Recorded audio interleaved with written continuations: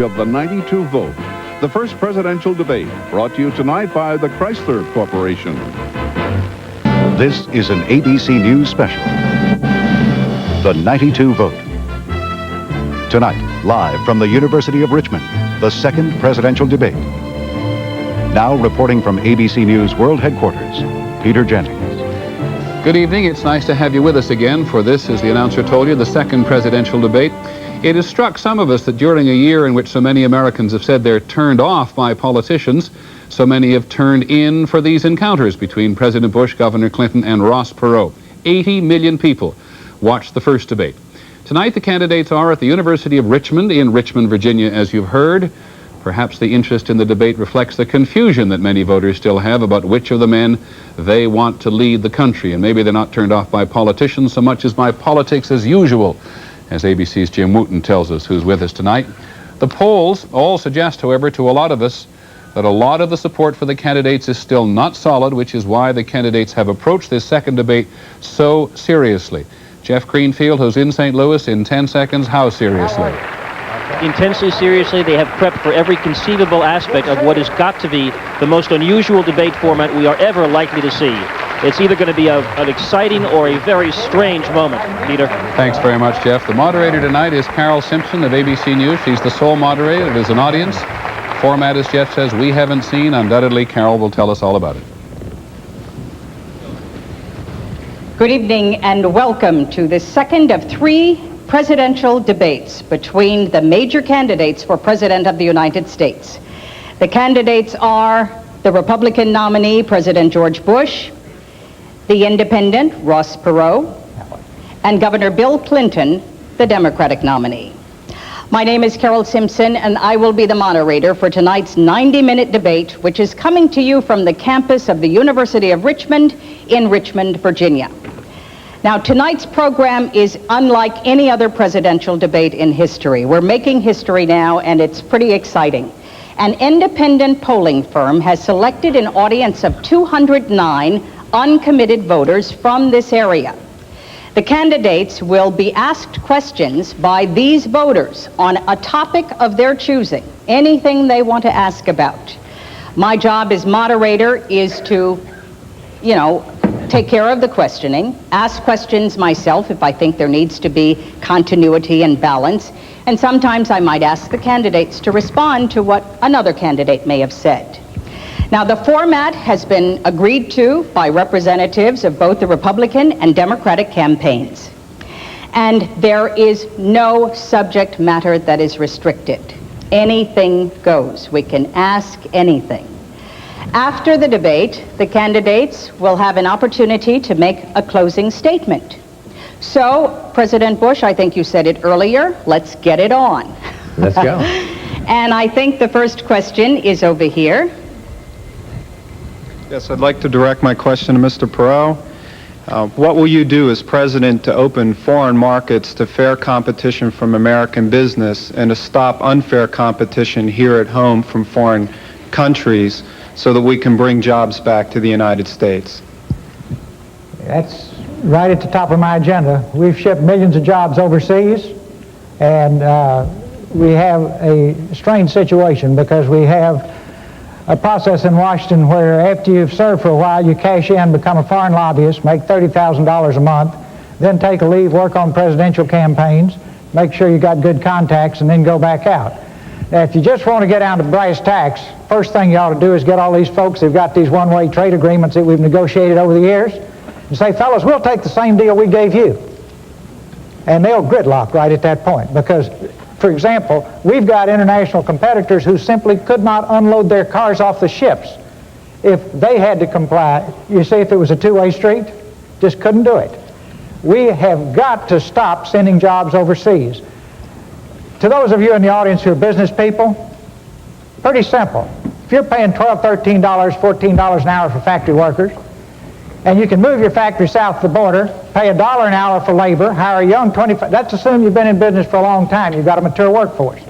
Pay $1 an hour for your labor, have no health care, that's the most expensive single element in making a car, have no environmental controls, no pollution controls, and no retirement, and you don't care about anything but making money, there will be a giant sucking sound going south.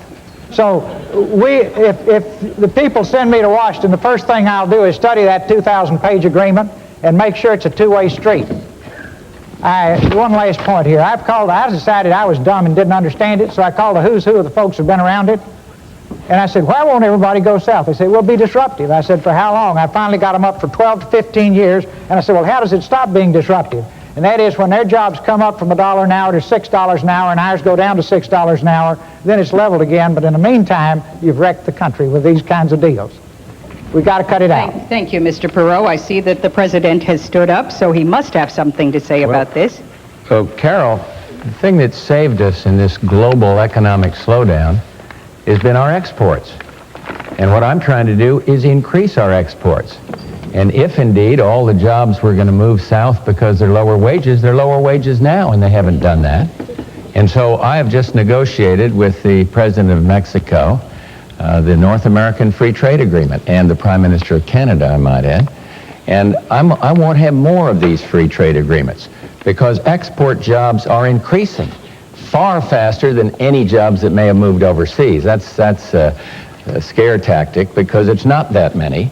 But anyone that's here, we want to have more jobs here. And the way to do that is to increase our exports.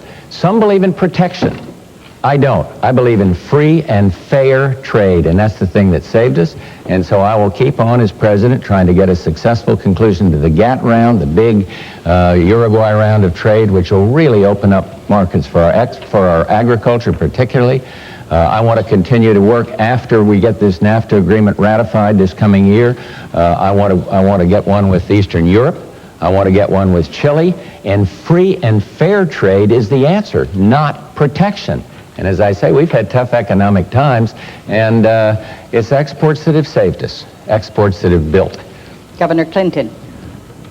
I'd like to answer the question because I've actually been a governor for 12 years, so I've known a lot of people who've lost their jobs because of jobs moving overseas, and I know a lot of people whose plants have been strengthened by increasing exports. The trick is to expand our export base and to expand trade on terms that are fair to us. It is true that our exports to Mexico, for example, have gone up and our trade deficit's gone down. It's also true that just today a record high trade deficit was announced with Japan. So what is the answer? Let me just mention three things very quickly. Number one, make sure that other countries are as open to our markets as our markets are to them. And if they're not, have measures on the books that don't take forever and a day to implement. Number two, change the tax code. There are more deductions in the tax code for shutting plants down and moving them overseas than there are for modernizing plant and equipment here. Our competitors don't do that. Emphasize and subsidize modernizing plant and equipment here, not moving plants overseas. Number three, stop the federal government's program that now gives low-interest loans and job training funds to companies that will actually shut down and move to other countries, but we won't do the same thing for plants that stay here. So more trade, but on fair terms, and favor investment in America. Thank you. I think we have a question over here. Yeah, this is for Governor Clinton. In the real world, that is outside of Washington, D.C., compensation and achievement are based on goals defined and achieved.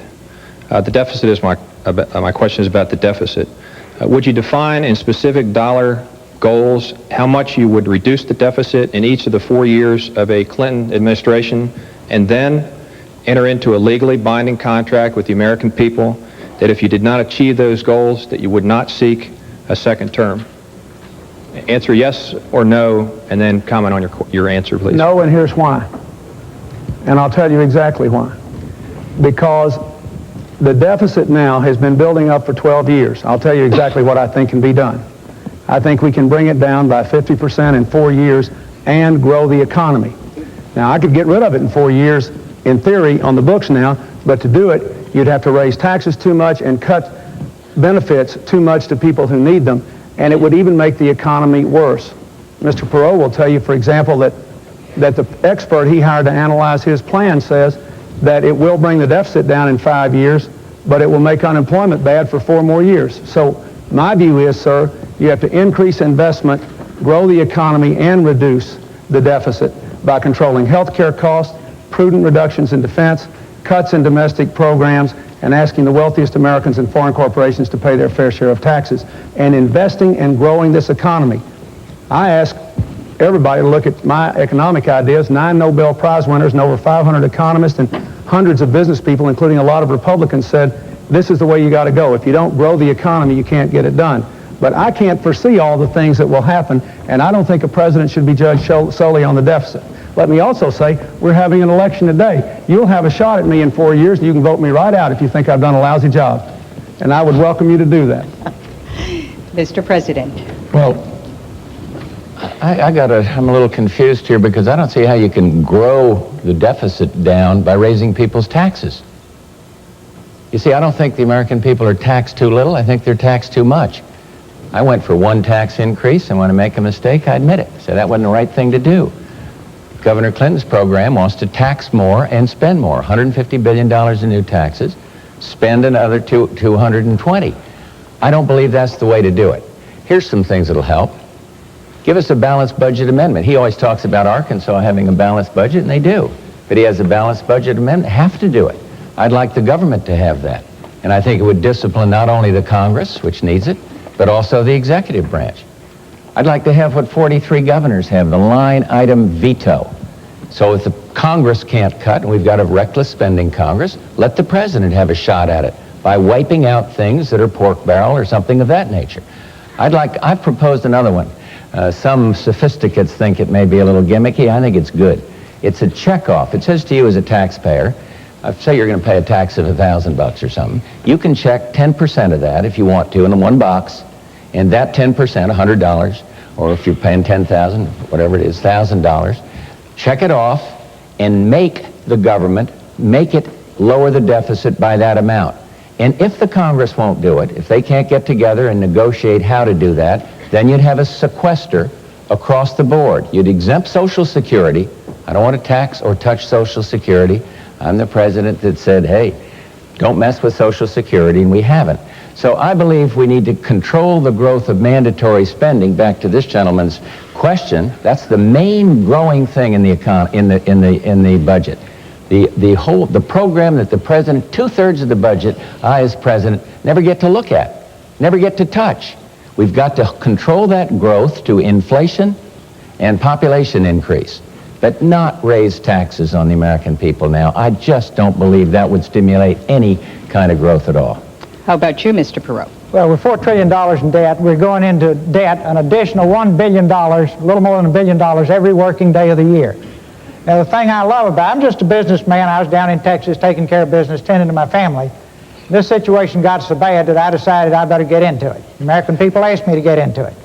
But I just find it fascinating that while we sit here tonight, we will go into debt an additional $50 million in an hour and a half. Now, it's not the Republicans' fault, of course, and it's not the Democrats' fault, and what I'm looking for is who did it. Now, they're the two folks involved, so maybe if you put them together, they did it. Now, the facts are we have to fix it. We are leaving. I'm here tonight for these young people up here in the balcony from this college. When I was a young man, when I got out of the Navy, I had multiple job offers. Young people with high grades can't get a job. People, the 18 to 24-year-old high school graduates 10 years ago were making more than they are now. In other words, we were down to 18% of them were making, the 18 to 24-year-olds were making less than $12,000. Now that's up to 40%. And what's happened in the meantime? The dollar's gone through the floor. Now whose fault is that? Not the Democrats, not the Republicans. Somewhere out there, there's an extraterrestrial that's doing this to us, I guess. And everybody says they take responsibility. Somebody somewhere has to take responsibility for this. Put it to you bluntly, American people. If you want me to be your president, we're going to face our problems. We'll deal with the problems. We'll solve our problems. We'll pay down our debt. We'll pass on the American dream to our children. And I will not leave our children a situation that they have today. When I was a boy, it took 2 generations to double the standard of living. Today, it will take 12 generations. Okay, our children will not see the American dream because of this debt that somebody somewhere dropped on us. You're all wonderful speakers, and I know you have lots more to add, but I've talked to this audience, and they have lots of questions on other topics. Can we move to another topic, please? We have one up here, I think. Yes, I'd like to address all the candidates with this question. The amount of time the candidates have spent in this campaign trashing their opponent's character and their programs is depressingly large. Why can't your discussions and proposals reflect the genuine complexity and the difficulty of the issues to try to build a consensus around the best aspects of all proposals? Who wants to take that one? Mr. Perot, you have an answer for everything, don't you? Go right ahead, sir. No, I don't have an answer for everything. But as you all know, I've been buying 30-minute segments to talk about issues.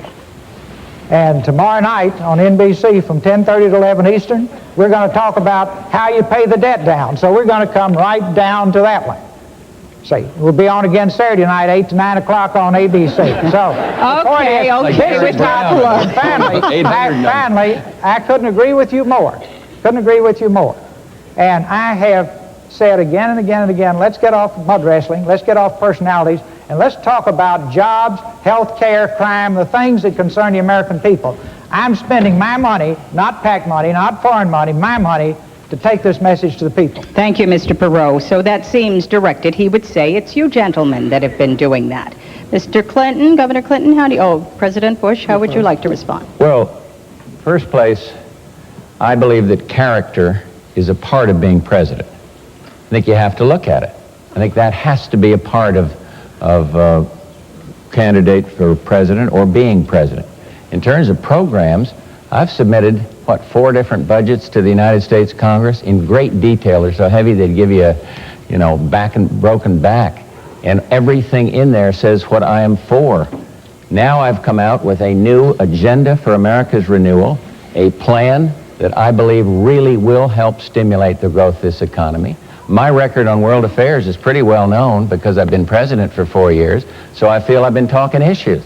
Nobody likes who shot John, but I think the first negative campaign run in this election was by Governor Clinton. And I'm not going to sit there and be a punching bag. I'm going to stand up and say, hey, listen, here's my side of it. But character is an important part of the equation. The other night, Governor Clinton raised I don't know if you saw the debate the other night. Suffered through that. He raised the question of my father. It was a good line, well rehearsed, and well delivered. But he raised the question of my father and said, well, your father, Prescott Bush, was against McCarthy. You should be ashamed of yourself, McCarthyism. I remember something my dad told me. I was 18-year-old, going to Penn Station to go on into the Navy. And he said, write your mother, which I faithfully did. He said, serve your country. My father was an honor, duty, and country man. And he said, tell the truth. And I've tried to do that in public life, all through it. And that says something about character.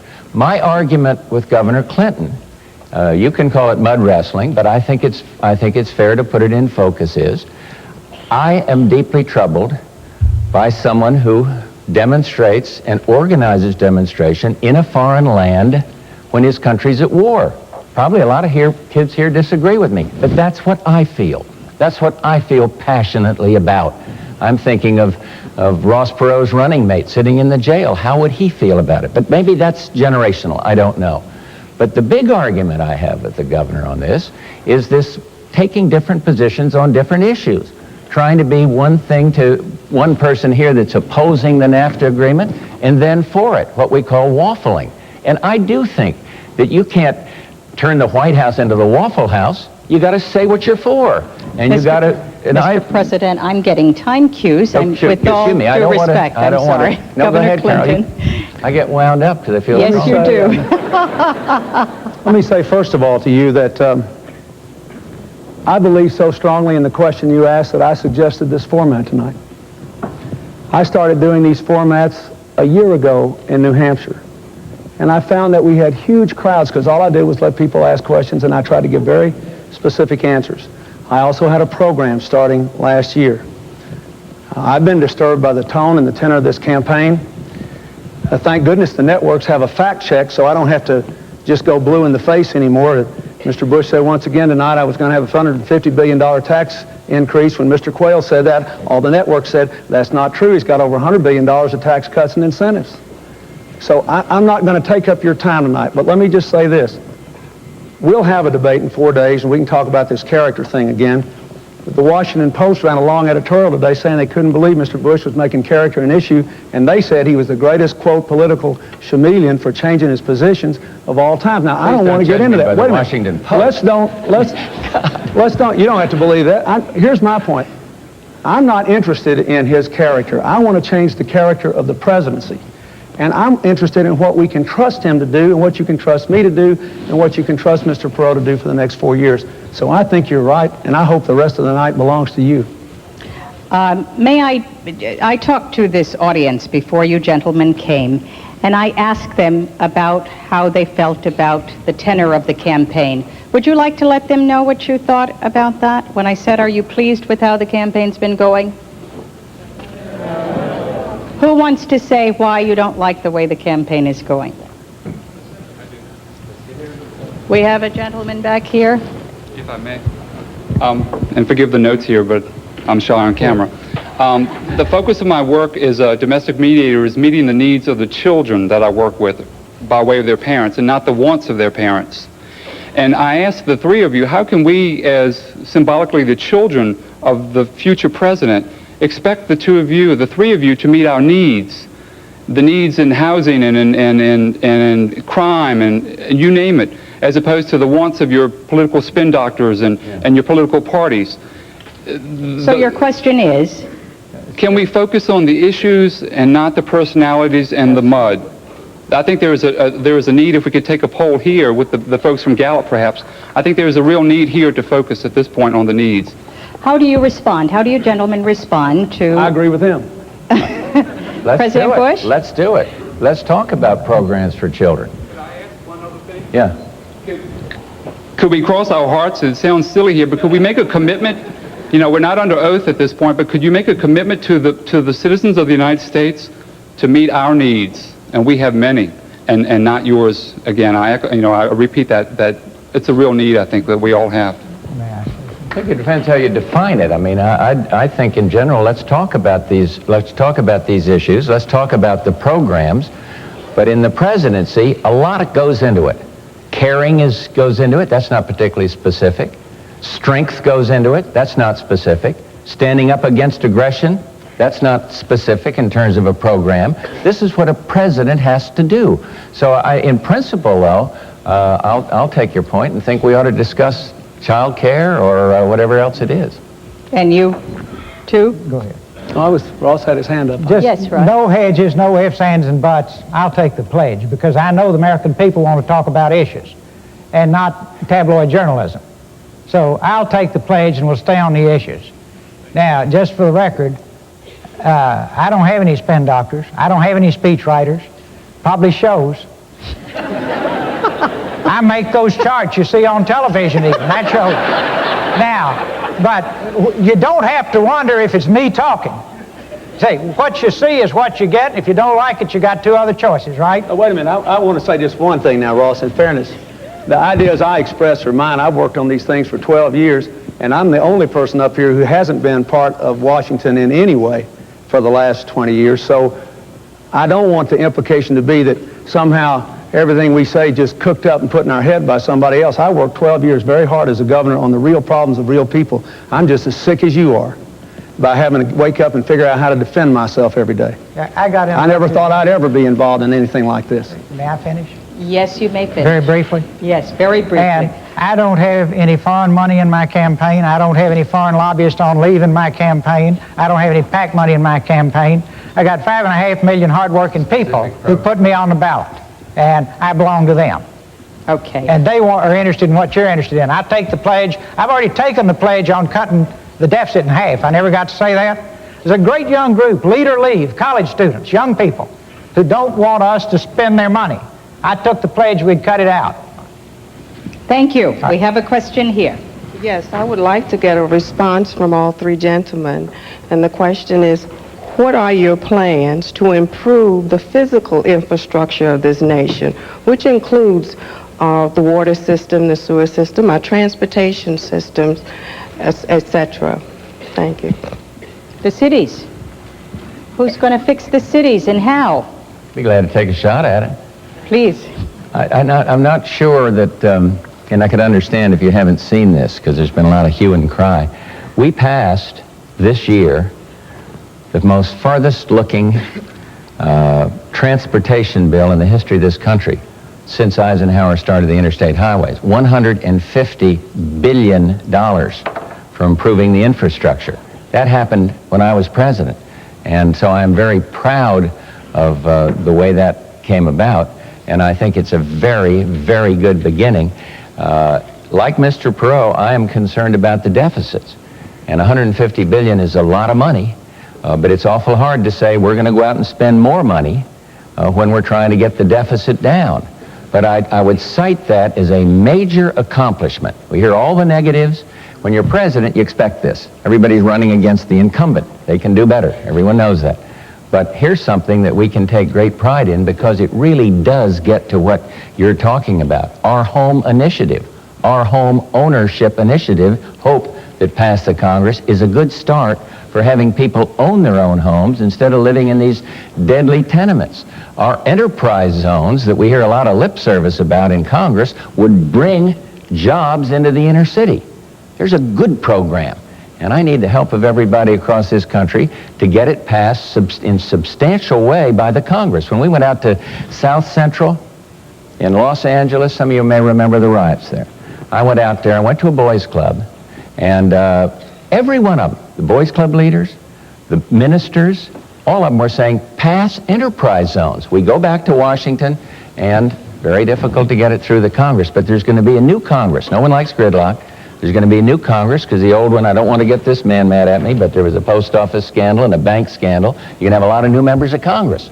And then you can sit down and say, help me do what we should for the cities. Help me pass these programs. Mr. President, aren't you threatening to veto the bill, the urban aid bill that included enterprise zones? Sure, but the problem is you get so many things included in a great big bill that you have to look at the overall good. That's the problem with our system. If you had a line item veto, you could knock out the pork, you could knock out the tax increases, and you could do what the people want, and that is create enterprise zone. Governor Clinton, you're chomping at the bit. That bill pays for these urban enterprise zones by asking the wealthiest Americans to pay a little more, and that's why he wants to veto it. Just like he vetoed an earlier bill this year. This is not mudslinging, this is fact slinging. A bill earlier this year, this is facts, that would have given investment tax credits and other incentives to reinvest in our cities, in our country, but it asked the wealthiest Americans to pay a little more. Mr. Perot wants to do the same thing. I agree with him. I mean, we agree with that. But let me tell you specifically what my plan does. My plan would dedicate $20 billion a year in each of the next 4 years for investments in new transportation, communications, environmental cleanups, and new technologies for the 21st century. And we would target it especially in areas that have been either depressed or which have lost a lot of defense-related jobs. There are 200,000 people in California, for example, who've lost their defense-related jobs. They ought to be engaged in making high-speed rail. They ought to be engaged in breaking ground in other technologies, doing waste recycling, clean water technology, and things of that kind. We can create millions of jobs in these new technologies, more than we're going to lose in defense if we target it. But we're investing a much smaller percentage of our income in the things you just asked about than all of our major competitors. And our wealth growth is going down as a result of it. It's making the country poorer, which is why I answered the gentleman the way I did before. We have to both bring down the deficit and get our economy going through these kinds of investments in order to get the kind of wealth and jobs and incomes we need in America. Mr. Perot, what about your plans for the cities? You want to tackle the economy and the deficit first. First, you got to have money to pay for these things. So you've got to create jobs. There are all kinds of ways to create jobs in the inner city. Now, I'm not a politician, but I think I could go to Washington in a week and get everybody holding hands and get this bill signed, because I talked to the Democratic leaders and they want it. I talked to Republican leaders and they want it.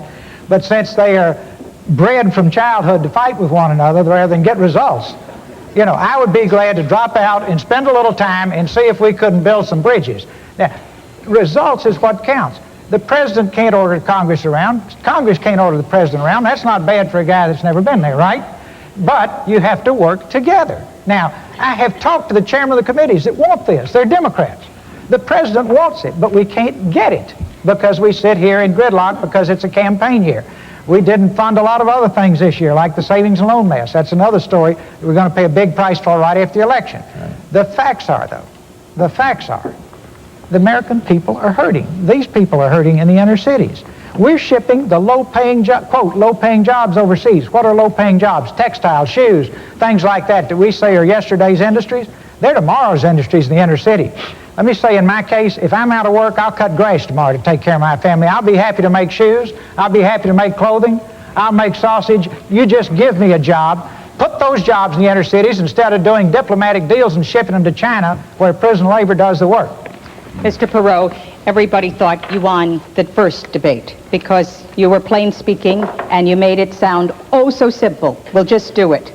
What makes you think that you're going to be able to get the Democrats and Republicans together any better than these guys? If you ask me if I could fly a fighter plane or be an astronaut, I can't. I've spent my life creating jobs. It's something I know how to do. And very simply in the inner city, they're starved. See, small businesses is the way to jumpstart the inner city. Are you answering my question? You want jobs in the inner city? Do you want jobs in the inner city? Is that no, your I want you to tell me how you're going to be able to get the Republicans and Democrats in Congress to work together better than these two gentlemen. I've listened to both sides, and if they would talk to one another instead of throwing rocks, I think we could get a lot done. And among other things, I would say, okay, over here in this Senate committee, to the chairman who is anxious to get this bill passed, to the president who's anxious, I'd say rather than just yelling at one another, why don't we find out where we're apart, try to get together, get the bill passed, and give the people the benefits and not play party politics right now. And I think the press would follow that so closely that probably they would get it done. That's the way I would do it. I doubt if they'll give me the chance, but I will drop everything and go work on it. Okay, I have a question here. My question was originally for Governor Clinton, but I think I would welcome a response from all three candidates. As you are aware, crime is rampant in our cities. And in the Richmond area, and I'm sure it's happened elsewhere, 12-year-olds are carrying guns to school. And I'm sure when our founding fathers wrote the Constitution, they did not mean for the right to bear arms to apply to 12-year-olds.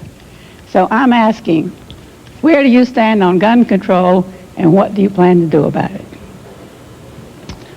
Governor Clinton. I support the right to keep and bear arms. I live in a state where over half the adults have hunting or fishing licenses or both. But I believe we have to have some way of checking handguns before they're sold, to check the criminal history, the mental health history, and the age of people who are buying them. Therefore, I support the Brady bill, which would impose a national waiting period unless and until a state did what only Virginia has done now, which is to automate its records. Once you automate your records, then you don't have to have a waiting period, but at least you can check. I also think we should have, frankly, restrictions on assault weapons whose only purpose is to kill. We need to give the police a fighting chance in our urban areas where the gangs are building up. The third thing I would say, it doesn't bear directly on gun control, but it's very important. We need more police on the street. There is a crime bill which would put more police on the street, which was killed for this session by a filibuster in the Senate, mostly by Republican senators. And I think it's a shame it didn't pass. I think it should be made the law, but it had the Brady bill in it, the waiting period. I also believe that we should offer college scholarships to people who will agree to work them off as police officers. And I think as we reduce our military forces, we should let people earn military retirement by coming out and working as police officers. 30 years ago, there were 3 police officers on the street for every crime. Today, there are 3 crimes for every police officer. In the communities which have had real success, putting police officers near schools where kids carry weapons to get the weapons out of the schools, or on the same blocks, you've seen crime go down. In Houston, there's been a 15% drop in the crime rate in the last year because of the work the mayor did there in increasing the police force. So I know it can work. I've seen it happen. Thank you. President Bush? I think you put your finger on a major problem. I talk about strengthening the American family, and it's very hard to strengthen the family if people are scared to walk down to the corner store and, send their kid down to get a loaf of bread. It's very hard. I have been fighting for very strong anti-crime legislation. Habeas corpus reform, so you don't have these endless appeals. So when somebody gets sentenced, hey, this is for real. I've been fighting for changes in the exclusionary rules, so if an honest cop stops somebody and makes a technical mistake, the criminal doesn't go away. I'll probably get into a fight in this room with some, but I happen to think that we need stronger death penalties for those that kill police officers. Virginia's on the lead in this, as Governor Clinton properly said, on this identification system for firearms. I am not for national registration of firearms. Some of the states that have the toughest anti-gun laws have the highest levels of crime. I am for the right, as the governor says. I'm a sportsman, and I don't think you ought to eliminate all kinds of weapons. But I was not for the bill that he was talking about because it was not tough enough on the criminal. I'm very pleased that the Fraternal Order of Police in Little Rock, Arkansas endorsed me because I think they see I'm trying to strengthen the anti-crime legislation. We've got more money going out for local police than any previous administration. So we've got to get it under control. And there's one last point I'd make. Drugs. We have got to win our national strategy against drugs, the fight against drugs. And we're making some progress. We're doing a little better on interdiction. We're not doing as well amongst the people that get to be habitual drug users. The good news is, and I think it's true in Richmond, teenage use is down of cocaine substantially, 60% in the last couple of years. So we're making progress, but until we get that one done, we're not going to solve the neighborhood crime problem. Mr. Perot, there are young black males in America dying at unprecedented rates. I didn't get to make a comment on this. Yes, I'm getting to you're going to elaborate. Okay, excuse me. That homicide is the leading cause of death among young black males 15 to 24 years of old. What are you going to do to get the guns off the street?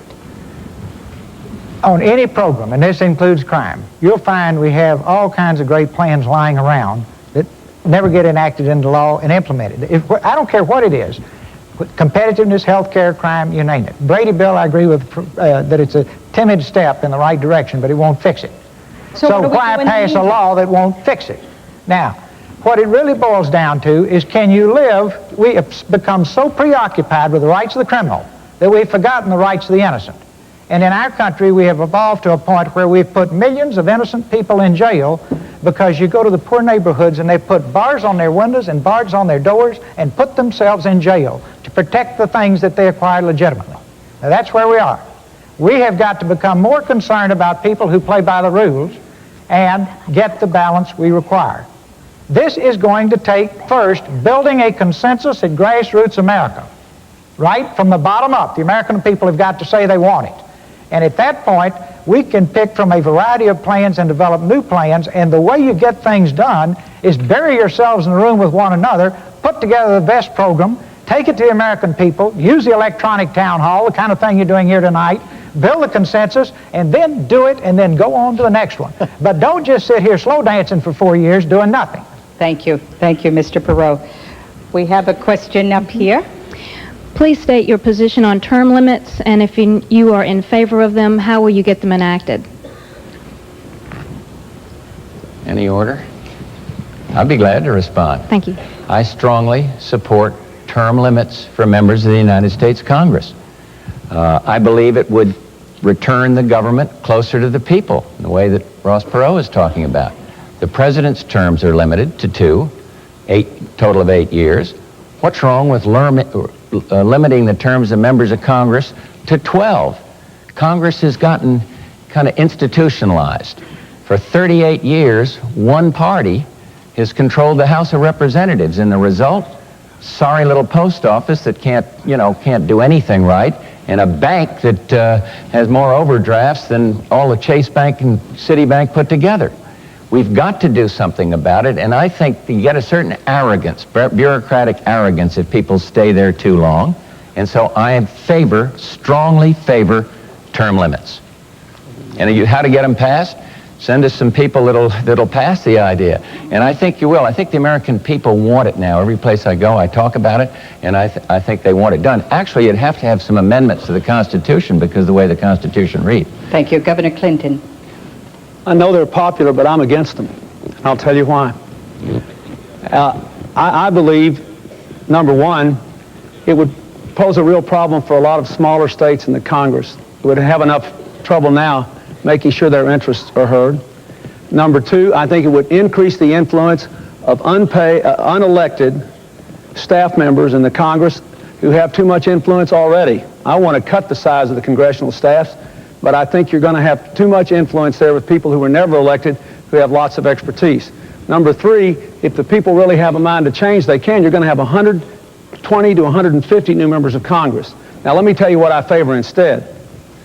I favor strict controls on how much you can spend running for Congress, strict limits on political action committees, requirements that people running for Congress appear in open public debates like we're doing now. If you did that, you could take away the incumbent's advantage, because challengers like me would have a chance to run against incumbents like him for House races and Senate races, and then the voters could make up their own mind without being subject to an unfair fight. So that's how I feel about it, and I think if we had the right kind of campaign reform, we'd get the changes you want. Mr. Perot, would you like to address term limitations? Yes. Let me do it first on a personal level. If the American people send me up to do this job, I intend to be there one term. I do not intend to spend 1 minute of one day thinking about re-election. And as a matter of principle, and my situation is unique and I understand it, I would take absolutely no compensation. I go as their servant.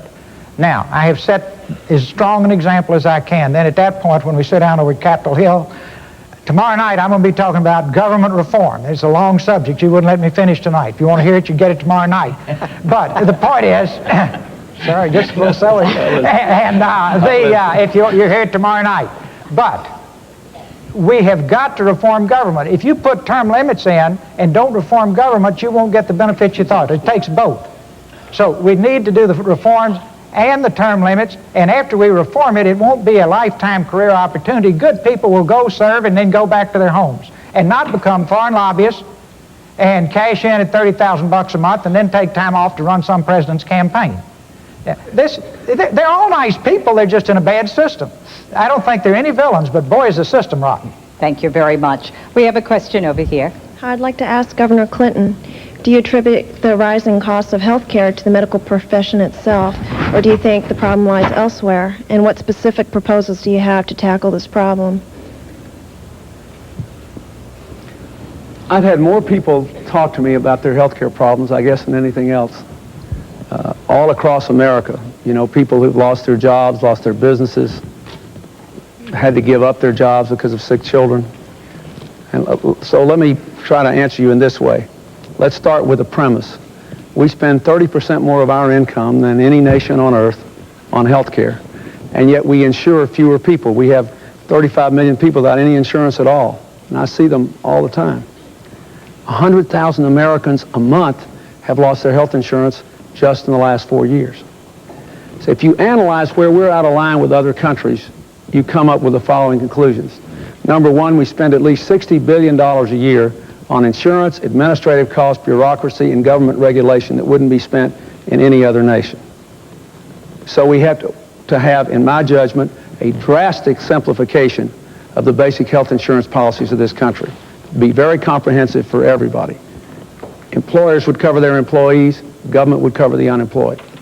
Number two, I think you have to take on specifically the insurance companies and require them to make some significant change in the way they rate people into big community pools. I think you have to tell the pharmaceutical companies they can't keep raising drug prices at 3 times the rate of inflation. I think you have to take on medical fraud.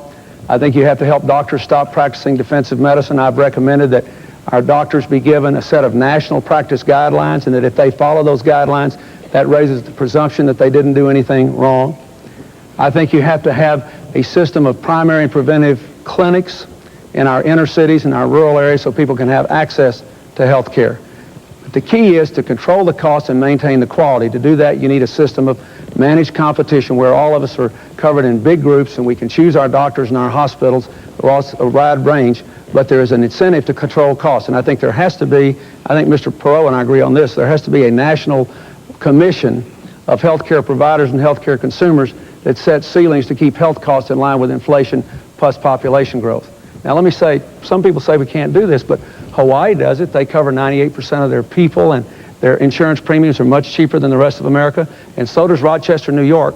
They now have a plan to cover everybody, and their premiums are 2/3 the rest of the country. This is very important. It's a big human problem and a devastating economic problem for America, and I'm going to send a plan to do this within the first 100 days of my presidency. It's terribly important. Thank you. Sorry to cut you short, but President Bush, health care reform.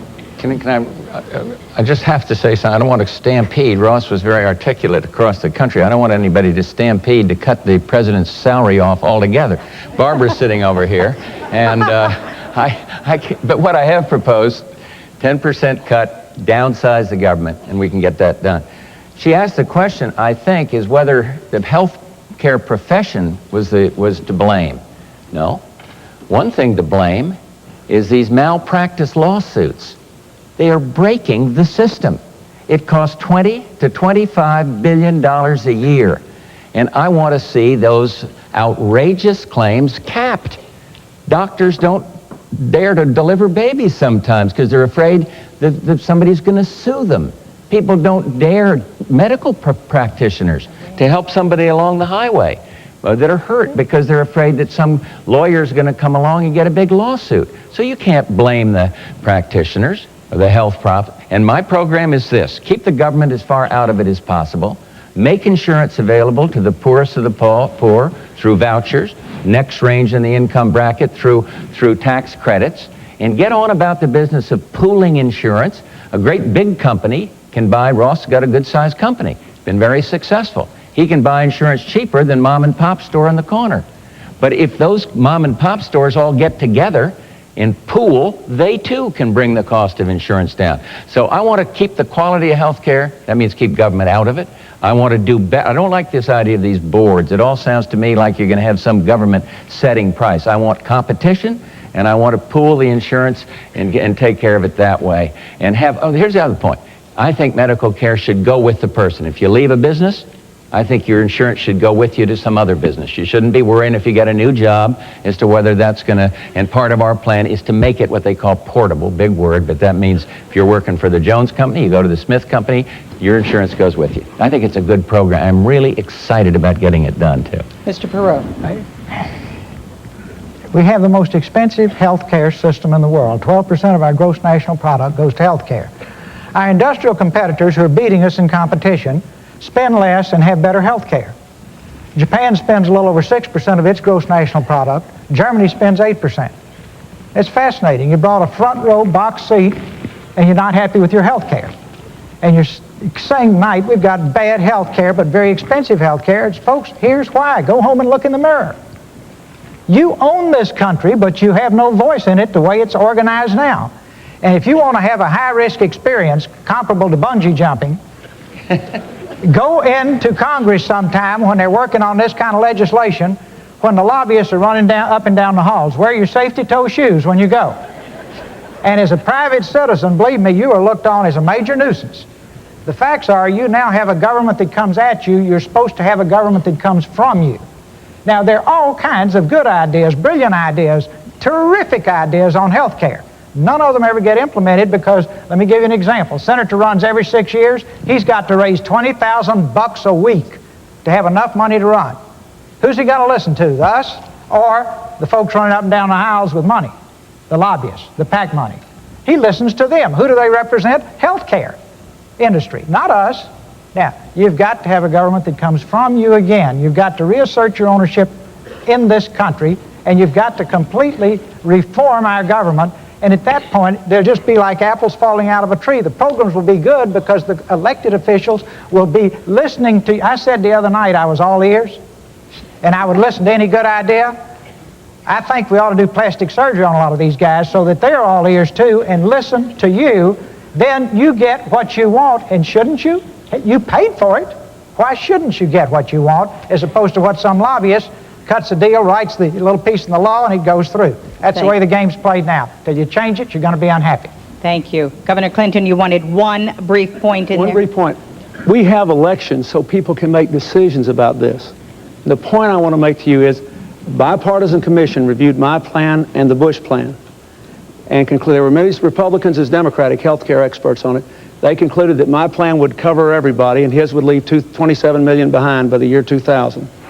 And that my plan in the next 12 years would save $2.2 trillion in public and private money to reinvest in this economy, and the average family would save $1,200 a year under the plan that I offered without any erosion in the quality of health care. So I ask you to look at that. And you have to vote for somebody with the plan. That's what you have elections for. If people say, well, he got elected to do this, then the Congress says, okay, I'm going to do it. That's what the election was about. Brief, Governor Clinton. Thank you. We have a question right here. Yes. How has the national debt personally affected each of your lives? And if it hasn't, how can you honestly find a cure for the economic problems of the common people if you have no experience in what's ailing them? May I answer that? Well, Mr. Who do you Perot, want to yes, start with? Of course. Who? Go right ahead. Go right ahead. For each of you. Yes. So It caused me to disrupt my private life and my business to get involved in this activity. That's how much I care about it. And believe me, if you knew my family and if you knew the private life I have, you would agree in a minute that that's a whole lot more fun than getting involved in politics. But I have lived the American dream. I came from a very modest background. Nobody's been luckier than I've been. All the way across the spectrum, and the greatest riches of all are my wife and children. That's true of any family. But I want all the children, I want these young people up here to be able to start with nothing but an idea like I did and build a business. But they've got to have a strong basic economy. And if you're in debt, it's like having a ball and chain around you. I just figure, as lucky as I've been, I owe it to them. And I owe it to the future generations, and on a very personal basis, I owe it to my children and grandchildren. Thank you, Mr. Perot. Mr. President. Well, I think the national debt affects everybody. Obviously, it has a lot to do with interest rates. It has. She's saying you personally. On a personal basis, how has it affected you? Has it affected you personally? Well, I'm sure it has. I love my grandchildren. I want to think think that they're going to be able to afford an education. I think that that's an important part of being a parent. Maybe I won't get it wrong. Are you suggesting that if somebody has means, that the national debt doesn't affect them? Oh, what I'm saying, I'm not sure I get it. Help me with the question, and I'll try to answer it. I've had friends that have been laid off from jobs. Yeah. I know people who cannot afford to pay the mortgage on their homes, their car payment.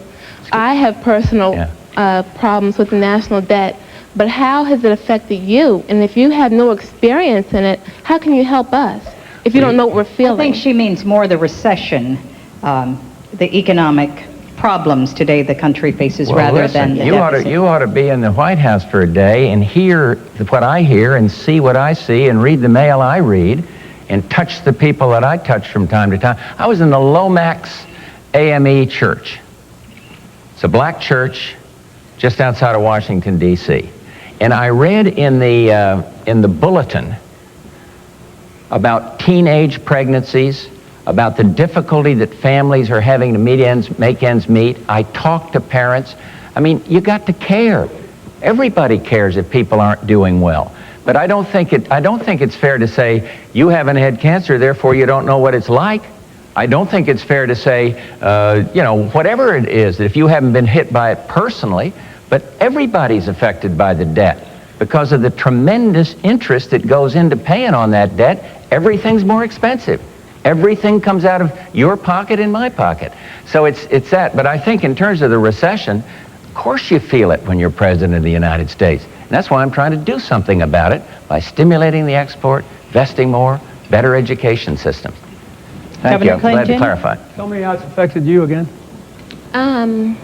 You know people who lost their jobs and lost their homes? Well, I've been governor of a small state for 12 years. I'll tell you how it's affected me. Every year, Congress and the President sign laws that make us do more things and gives us less money to do it with. I see people in my state, middle-class people, their taxes have gone up in Washington and their services have gone down, while the wealthy have gotten tax cuts. I have seen what's happened in this last 4 years when, in my state, when people lose their jobs, there's a good chance I'll know them by their names. When a factory closes, I know the people who ran it. When the businesses go bankrupt, I know them. And I've been out here for 13 months, meeting in meetings just like this, ever since October, with people like you all over America. People that have lost their jobs, lost their livelihood, lost their health insurance. What I want you to understand is the national debt is not the only cause of that. It is because America has not invested in its people. It is because we have not grown. It is because we've had 12 years of trickle-down economics. We've gone from 1st to 12th in the world in wages. We've had 4 years where we produced no private sector jobs. Most people are working harder for less money than they were making 10 years ago. It is because we are in the grip of a failed economic theory. And this decision you're about to make better be about what kind of economic theory you want. Not just people saying, I'm going to go fix it, but what are we going to do? What I think we have to do is invest in American jobs, American education, control American health care costs, and bring the American people together again. Thank you, Governor Clinton. We are a little more than halfway through this program, and I'm glad that we're getting the diversity of questions that we are, and I don't want to forget these folks on the wings over here, so let's go over here. Do you have a question? Yes, I do. My name is Ben Smith. I work in the financial field counseling retirees, and I'm personally concerned about 3 major areas. One is the Social Security Administration, or trust fund, is projected to be insolvent by the year 2036. And we funded the trust fund with IOUs in the form of treasury bonds. The Pension Guarantee Fund, which backs up our private retirement plans for retirees, is projected to be bankrupt by the year 2026, not to mention the cutbacks by private companies. And Medicare is projected to be bankrupt maybe as soon as 1997. And I would like from each of you a specific response as to what you intend to do for retirees relative to these issues, not generalities but specifics, because I think they're very disturbing issues. President Bush, may we start with you? Well, the Social Security, you're an expert, and I could, I'm sure, learn from you the details of the Pension Guarantee Fund and the Social Security Fund. The Social Security system was fixed about 5 years, and I think it's projected out to be sound beyond that. So at least we have time to work with it. But on all of these things, a sound economy is the only way to get it going. Growth in the economy is going to add to the overall prosperity and wealth. I can't give you a specific answer on Pension Guarantee Fund. All I know is that we have firm government credit to guarantee the pensions, and that is very important. But it's the full faith and credit of the United States in spite of our difficulties is still pretty good. It's still the most respected credit. So I would simply say, as these dates get close, you're going to have to reorganize and refix, as we did with the Social Security Fund. And I think that's the only answer. But the more immediate answer is to do what this lady was suggesting we do, and that is to get this deficit down and get on without adding to the woes and then restructure. One thing I've called for that has been stymied, and I'll keep on working for it, is a whole financial reform legislation. It is absolutely essential in terms of bringing our banking system and credit system into the new age instead of having it living back in the dark ages. And it's a big fight, and I don't want to give my friend Ross another shot at me here, but I am fighting with the Congress to get this through. And you can't just go up and say, I'm going to fix it. You got some pretty strong-willed guys up there that argue with you. But that's what the election's about. I agree with the governor. That's what the election is about. And sound fiscal policy is the best answer, I think, to all the 3 problems you mentioned. Thank you. Mr. Perot? Just on the broad issue here, when you're trying to solve a problem, you get the best plans. You have a raging debate about those plans. Then, out of that debate with leadership comes consensus. Then, and if the plans are huge and complex like health care, I would urge you to implement pilot programs. Like the old carpenter says, measure twice, cut once. Let's make sure this thing's as good as we all think it is at the end of the meeting. Then finally, our government passes laws and freezes the plan in concrete. Anybody that's ever built a successful business will tell you, you optimize after you put something into effect. The reason Medicare and Medicaid are a mess is we froze them. Everybody knows how to fix them. There are people all over the federal government, if they could just touch it with a screwdriver, could fix it. Now back over here. See, we've got a $4 trillion debt, and only in America would you have $2.8 trillion of it, or 70% of it, financed 5 years or less. Now that's another thing for you to think about when you go home tonight. You don't finance long-term debt with short-term money. Why did our government do it? To get the interest rates down. A 1% increase in interest rates in that $2.8 trillion is $28 billion a year. Now when you look at what Germany pays for money and what we don't pay for money, you realize there's quite a spread, right? And you realize this is a temporary thing, and there's going to be another sucking sound that runs our deficit through the roof. You know, and everybody's ducking it, so I'm going to say it, that we are not letting that surplus stay in the bank. We are not investing that surplus like a pension fund. We are spending that surplus to make the deficit look smaller to you than it really is. Now that puts you in jail in corporate America if you kept books that way, but in government it's just kind of the way things are. That's because it comes at you, not from you. Now then, that money needs to be, they don't even pay interest on it. They just write a note for the interest. Mr. Perot, can you wrap it up? But the point, see, do you want to fix the problem or soundbite it? I understand the importance of time, but see, here's how we get to this mess we're in. This is just one of 1,000. Fair. Now then, to nail it, there's one way out. A growing, expanding job base. A growing, expanding job base to generate the funds and the tax revenues to pay off the mess and rebuild America. We got a double hit. If we're $4 trillion down, we should have everything perfect, but we don't. We got to pay it off and build money to renew it, spend money to renew it, and that's going to take a growing, expanding job base. That is priority one in this country. Put everybody that's breathing to work. And I'd love to be out of workers and have to import them like some of our international competitors. I'm sorry, I'm going. Sorry. And I don't want to soundbite you, but we are trying to be fair to everyone. No, absolutely, I apologize. All right, Governor Clinton. I think I remember the question.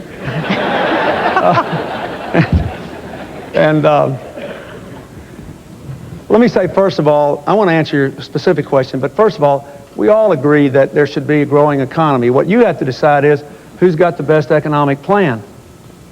And we all have ideas out there, and Mr. Bush has a record. So I don't want you to read my lips, and I sure don't want you to read his. I do hope you will read our plans. Now, specifically, one, on Medicare, it is not true that everyone knows how to fix it. There are different ideas. The Bush plan, the Perot plan, the Clinton, we have different ideas. I am convinced, having studied health care for a year hard and talking to hundreds and hundreds of people all across America, that you cannot control the cost of Medicare until you control the cost of private health care and public health care with managed competition, ceiling on cost, and radical reorganization of the insurance markets. You've got to do that. We've got to get those costs down. Number two, with regard to Social Security, that program, a lot of you may not know this, it produces a $70 billion surplus a year. Social Security is in surplus, $70 billion. 6 increases in the payroll tax. That means people with incomes of $51,000 a year or less pay a disproportionately high share of the federal tax burden, which is why I want some middle class tax relief. What do we have to do? By the time the century turns, we have got to have our deficit under control. We have to work out of so that surplus is building up so when the baby boomers like me retire, we're okay. Number three, on the pension funds, I don't know as much about it, but I will say this. What I would do is to bring in the pension experts of the country, take a look at it, and strengthen the pension requirements further, because it's not just enough to have the guarantee. We had a guarantee on the S&Ls, right? We had a guarantee, and what happened? You picked up a $500 billion bill because of the dumb way the federal government deregulated it. So I think we are going to have to change and strengthen the pension requirements on private retirement plans. Thank you. I think we have a question here on international affairs, hopefully. We've come to a position where we're in a new world order, and I'd like to know what the candidates feel our position is in this new world order and what our responsibilities are as a superpower. Mr. President? Well, we have come to that position. Since I became president, 43, 44 countries have gone democratic. No longer totalitarian, no longer living under dictatorship or communist rule. This is exciting. This is New World Order to me means freedom and democracy. I think we will have a continuing responsibility as the only remaining superpower to stay involved. If we pull back in some isolation and say we don't have to do our share or more than our share anymore, I believe you're going to just ask for conflagration that we'll get involved in the future. NATO, for example, has kept the peace for many, many years, and I want to see us keep fully staffed in NATO, so we'll continue to guarantee the peace in Europe. But the exciting thing is the fear of nuclear war is down, and you hear all the bad stuff that's happened on my watch. I hope people will recognize that this is something pretty good for mankind. I hope they'll think it's good that democracy and freedom is on the move. And we're going to stay engaged, as long as I'm president, working to improve things. You know, it's so easy now to say, hey, cut out foreign aid, we got a problem at home. I think the United States has to still have the Statue of Liberty as a symbol, caring for others. We're right this very minute, we're sending supplies in to help these little starving kids in Somalia. We're trying to it's the United States that's taken the lead in humanitarian aid into Bosnia. We're doing this all around the world. And yes, we got problems at home. And I think I got a good plan to help fix those problems at home. But because of our leadership, because we didn't listen to the nuclear freeze group, do you remember? Freeze it back in about the late 70s. Freeze, don't touch it. We're going to lock it in now or else we'll have war. President Reagan said, no, peace through strength. It worked. The Soviet Union is no more, and now we're working to help them become totally democratic through the Freedom Support Act that I led on. A great Democratic ambassador, Bob Strauss over there, Jim Baker, all of us got this thing passed through cooperation, Ross. It worked with cooperation, and you're for that, I'm sure, helping Russia become democratic. So the New World Order to me means freedom and democracy. Keep engaged. Do not pull back into isolation, and we are the United States, and we have a responsibility to lead and to guarantee the security. If it hadn't been for us, Saddam Hussein would be sitting on top of 3/5 of the oil supply of the world, and he'd have nuclear weapons. And only the United States could do that. Excuse me, Carol. Thank you. Mr. Perot. Well, it's cost-effective to help Russia succeed in its revolution. It's pennies on the dollar compared to going back to the Cold War. Russia's still very unstable. They could go back to square one and worse. All the nuclear weapons are not dismantled. I'm particularly concerned about the intercontinental weapons, the ones that can hit us. We've got agreements, but they're still there. With all this instability and breaking into republics, and all the Middle Eastern countries going over there and shopping for weapons, we've got our work cut out for us. So we need to stay right on top of that and constructively help them move toward democracy and capitalism. We have to have money to do that. We have to have our people at work. See, for 45 years we were preoccupied with the Red Army. I suggest now that our number one preoccupation is red ink in our country.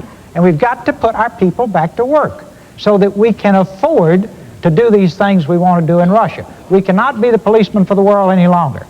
We spend $300 billion a year defending the world. Germany and Japan spend around $30 billion apiece. It's neat. If I can get you to defend me and I can spend all my money building industry, that's a home run for me. Coming out of World War II, it made sense. Now, the other superpowers need to do their part. I'll close on this point. You can't be a superpower unless you're an economic superpower. If we're not an economic superpower, we're used to be, and we will no longer be a force for good throughout the world. And if nothing else gets you excited about rebuilding our industrial base, maybe that will, because it's job one is to put our people back to work. Governor Clinton, the president mentioned Saddam Hussein. You're vice president, and you have had some words about the president and Saddam Hussein. Would you care to comment? I'd rather answer her question first, and I'll be glad to. Because the question you ask is important. The end of the Cold War brings an incredible opportunity for change. Winds of freedom blowing around the world, Russia demilitarizing. And it also requires us to maintain some continuity, some bipartisan American commitment to certain principles. And I would just say there are three things that I would like to say. Number one, we do have to maintain the world's strongest defense. We may differ about what the elements of that are.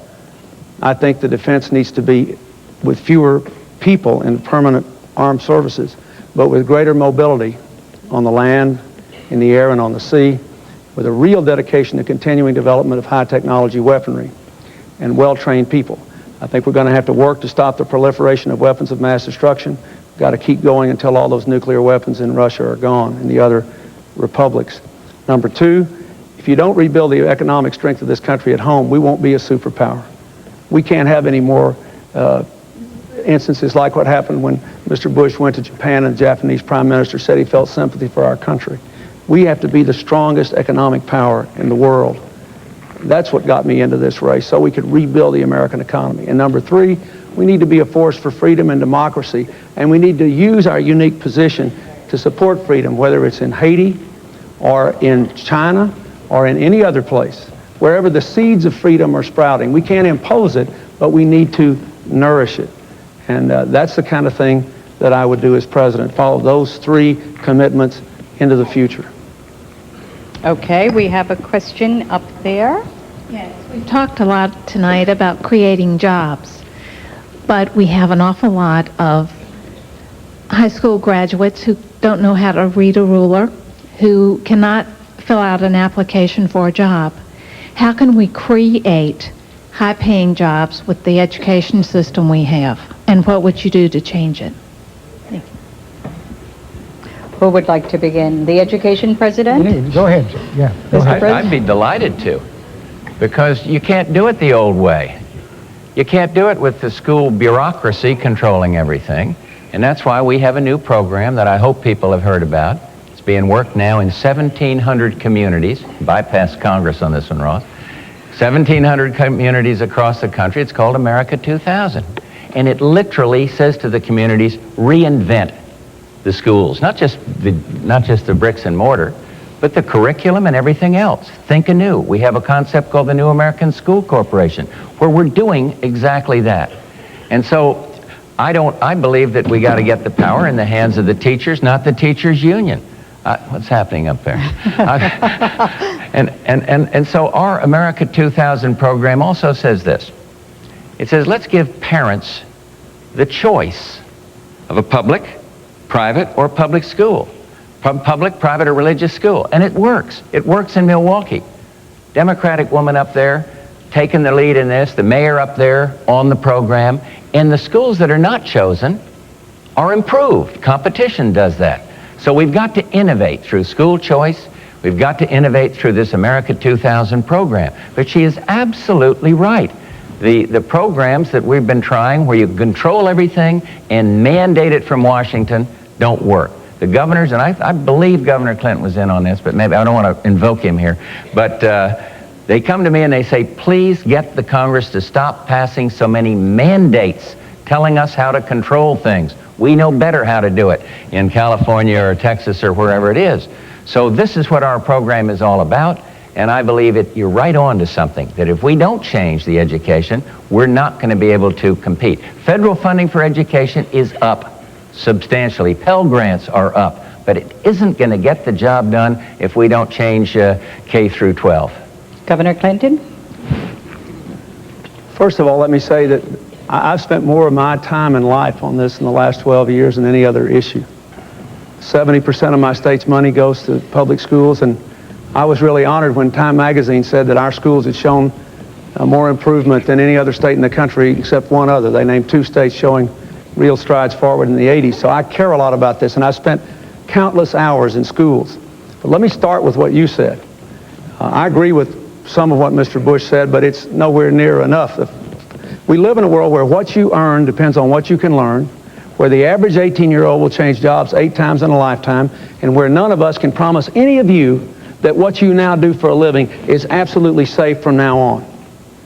Nobody running can promise that. There's too much change in the world. So what should we do? Let me reel some things off real quick, because you said you wanted specifics. Number 1, under my program, we would provide matching funds to states to teach everybody with a job to read in the next 5 years and give everybody with a job the chance to get a high school diploma in big places on the job. Number 2, we would provide 2-year apprenticeship programs to high school graduates who don't go to college, and community colleges are on the job. Number 3, we'd open the doors to college education to high school graduates without regard to income. They could borrow the money and pay it back as a percentage of their income over the couple of years of service to our nation here at home. Number 4, we would fully fund the Head Start program to get little kids off to a good start. And 5, I would have an aggressive program of school reform. More choices, and I favor public schools or these new charter schools. We can talk about that if you want. I don't think we should spend tax money on private schools, but I favor public school choice, and I favor radical decentralization and giving more power to better trained principals and teachers with parent councils to control their schools. Those things would revolutionize American education and take us to the top economically. Thank you, Governor Clinton. The question is, what is it going to cost? What is it going to cost? In 6 years, I budget all this in my budget. In 6 years, the college program would cost $8 billion over and above what the present student loan program costs $4 billion. you pay $3 billion for busted loans because we don't have an automatic recovery system, and $1 billion in bank fees. So the net cost would be $8 billion 6 years from now in a $1 trillion+ budget, not very much. The other stuff, all the other stuff I mentioned, costs much less than that. The Head Start program full funding would cost about $5 billion more. And it's all covered in my budget from the plans that I've laid out, from raising taxes on families with incomes above $200,000 and asking foreign corporations to pay the same tax that American corporations do on the same income, from $140 billion in budget cuts, including what I think are very prudent cuts in the defense budget. Thank It's all you. covered Mr. Perot, in the plan. you on education, please. Yes, I've got scars to show for being around education reform. And the first word you need to say in every city and state, and just draw a line in the sand, is public schools exist for the benefit of the children. You're going to see a lot of people fall over. Because anytime you're spending $199 billion a year, somebody's getting it. And the children get lost in the process. So that's step one. Keep in mind, in 1960, when our schools were the envy of the world, we were spending $16 billion on them. Now we spend more than any other nation in the world, $199 billion a year, and rank at the bottom of the industrialized world in terms of education achievement. One more time, you brought a front row box seat and got a third-rate performance. It's a government that's not serving you. By and large, it should be local. The more local, the better.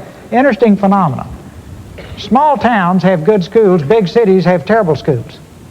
The best people in a small town will serve on the school board. You get into big cities, it's political patronage, stepping stones. You get the job, give your relatives the janitor's jobs at $57,000 a year, more than the teachers make, and with luck they clean the cafeteria once a week. Now, you're paying for that. Those schools belong to you. And we put up with that. And as long as you put up with that, that's what you're going to get. And these folks are just dividing up $199 billion and the children get lost. If I could wish for one thing for great public schools, it'd be a strong family unit in every home. Nothing will ever replace that. You say, well, gee, what are you going to do about that? Well, the White House is a bully pulpit, and I think we ought to be pounding on the table every day. There's nothing, the most efficient unit of government the world will ever know is a strong, loving family unit. Next thing, you need small schools, not big schools. A little school, everybody's somebody. Individualism is very important. These big factories, everybody told me they were cost effective. I did a study on it, they're cost ineffective. 5,000 students, why is a high school that big? One reason. Sooner or later, we get 11 more boys that can run like the devil, that weigh 250 pounds, and they might win district. Now, that has nothing to do with learning. Secondly, across Texas, typically half the school day was non-academic pursuits. In one place, it was 35%. In Texas, you could have unlimited absences to go to livestock shows. Found a boy, excuse me, but this gives the flavor. Boy in Houston kept a chicken in the bathtub in downtown Houston. Missed 65 days going to livestock shows. Finally had to come back to school. The chicken lost his feathers. That's the only way we got him back. Now, that's your tax money being wasted. Now, neighborhood schools. It is terrible to bus tiny little children across town. And it is particularly terrible to take poor, tiny little children and wait until the first grade and bus them across town to Mars, where the children know their numbers, know their letters, have had every advantage at the end of the first day that little child wants out. I'll close on this. You've got to have world-class teachers, world-class books. If you ever got close to how textbooks were selected, you wouldn't want to go back the second day. I don't have time to tell you the stories. No, you don't. Finally. But if we don't fix this, you're right, we can't have the industries of tomorrow unless we have the best educated workforce. And here you've got, for the disadvantaged children, you've got to have early childhood development, cheapest money you'll ever spend. First contact should be with the mother when she's pregnant. That little child needs to be loved and hugged and nurtured and made to feel special, like your children were. They learn to think well or poorly of themselves in the first 18 months. Thank you, And Mr. within the Perot. first few years, they either learn how to learn or don't learn how to learn. And if they don't, they wind up in prison. And it costs more to keep them in prison than it does to send them to Harvard. I rest my case. Thank you. President Bush, you wanted to add something. I just had a word of clarification because of something Governor Clinton said. My school choice program, GI Bill for Kids, does not take public money and give it to private schools. It does what the GI Bill itself did when I came out of World War II. It takes public money and gives it to families or individuals to choose the school they want. And where it's been done, those schools like in Rochester, those schools that weren't chosen, find that they then compete and do better. So I think it's worth a shot. We've got a pilot program. It ought to be tried. School choice, public, private or religious, not to the schools, but to, 46% of the teachers in Chicago, public school teachers, send their kids to private school. Now, I think we ought to try to help families and see if it will do what I think, make all schools better. I just want to mention, if I could, just two Very briefly. Very briefly.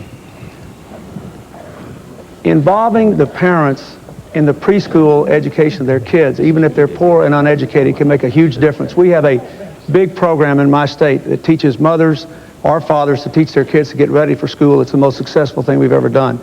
Just a fact clarification real quickly. We do not spend a higher percentage of our income on public education than every other country. There are 9 countries that spend more than we do on public education. We spend more on education because we spend so much more on colleges. But if you look at public education alone and you take into account the fact that we have more racial diversity and more poverty, it makes a big difference. There are great public schools where there's public school choice, accountability, and brilliant principals. I'll just mention one, the Beasley Academic Center in Chicago. I commend it to anybody. It's as good as any private school in the country. We have very little time left, and it occurs to me that we have talked all this time and there has not been one question about some of the racial tensions and ethnic tensions in America. Is there anyone in this audience that would like to pose a question to the candidates on this? Yes.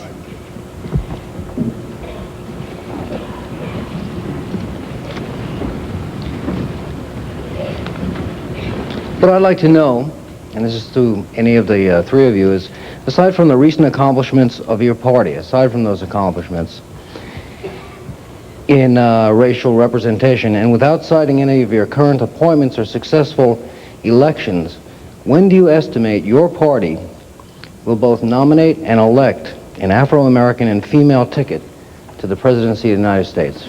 Governor Clinton, why don't you answer that first? Well, I don't have any idea, but I hope it will happen sometime in my lifetime.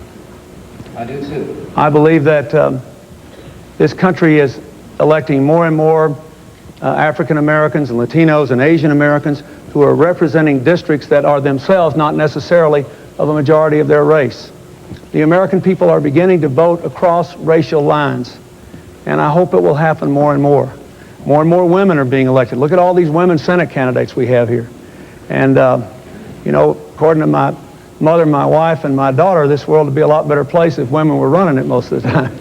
And I do think there are special experiences and judgments and backgrounds and understandings that women bring to this process, by the way. This lady said here, how have you been affected by the economy? I mean, women know what it's like to be paid an unequal amount for equal work. They know what it's like not to have flexible working hours. They know what it's like not to have family leave or child care.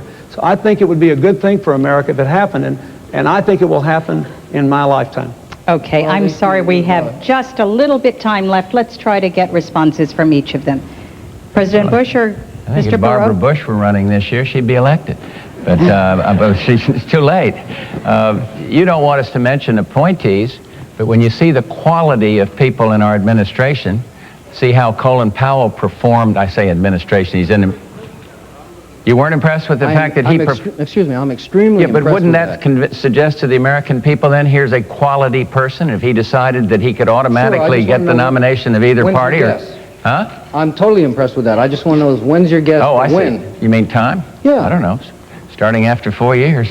No, I think you'll see more. Perot? I think you'll see more minority candidates and women candidates coming forward. This is supposed to be the women's year of the women in the Senate. Let's see how they do. I hope Mr. a lot of Perot, I don't want to cut you off anymore, but we only have a minute left. I have a fearless forecast. Unless he just won't do it, Colin Powell will be on somebody's ticket 4 years from now. Right? Yeah. Right? Hey, you wanted, that's it, 4 years. How about a woman? Now, if he won't be, General Waller would be a concern. Now, you say, why do you keep picking military people? These are people that I just happen to know and have a high regard for. I'm sure there are hundreds of others. How about Dr. Lou Sullivan? Absolutely. Yeah, good man. Absolutely. What about a woman? Well, I told you, my candidate's back there. Okay, I can think of many. Many? Absolutely. When? All right, how about Sandra Day O'Connor as an example? Mm-hmm. Dr. Bernadine Healy. Good. National Institute of Health. All right, I'll yield the floor. Name some more. Thank you. Thank you. I want to apologize to our audience because there were 209 people here and there were 209 questions. We only got to a fraction of them, and I'm sorry to those of you that didn't get to ask your questions, but we must move to the conclusion of the program. It is time now for the 2-minute closing statements, and by prior agreement, President Bush will go first. May I ask for an exception, because I think we owe Carol Simpson. Anybody can stand in between these three characters here and get the job done. We owe her a round of applause. So, but don't take it out of my time. That's right. I feel strongly about it, but I don't want it to come out of my time. No, but let me just say to the American people, in 2.5 weeks, we're going to choose who should sit in this Oval Office, who to lead the economic recovery, who to be the leader of the free world, who to get the deficit down. 3 ways to do that. One is to raise taxes. One is to reduce spending, controlling that mandatory spending. Another one is to invest and save and to stimulate growth. I do not want to raise taxes. I differ with the two here on that. I'm just not going to do that. I do believe that we need to control mandatory spending. I think we need to invest and save more. I believe that we need to educate better and retrain better. I believe that we need to export more, so I'll keep working for export agreements where we can sell more abroad. And I believe that we must strengthen the family. We've got to strengthen the family. Now let me pose this question to America. If in the next 5 minutes a television announcer came on and said, there is a major international crisis, there is a major threat to the world, or in this country, a major threat, my question is, who, if you were appointed to name one of the three of us, who would you choose? Who has the perseverance, the character, the integrity, the maturity to get the job done? I hope I'm that person. Thank you very, very much. Thank you, Mr. President. And now a closing statement from Mr. Perot. If the American people want to do it and not talk about it, then they ought to, I'm one person they ought to consider. If they just want to keep slow dancing and talk about it and not do it, I'm not your man. I am results-oriented. I am action-oriented. I've built my businesses getting things done in 3 months that my competitors took 18 months to do. Everybody says you can't do that with Congress. Sure, you can do that with Congress. Congress they're all good people. They're all patriots, but you got to link arms and work with them. Sure, you'll have arguments. Sure, you'll have fights. We have them all day, every day, but we get the job done. Now, I have to come back in my close to one thing, because I am passionate about education. I was talking about early childhood education for disadvantaged little children. And let me tell you one specific pilot program where children who don't have a chance go to this program when they're 3. Now we're going back to when the mother is pregnant, and they'll start right after they're born. But starting when they're 3 and going to this school until they're 9, and then going into the public school in the 4th grade, 90% are on the honor roll. Now, that will change America. Those children will all go to college. They will live the American dream.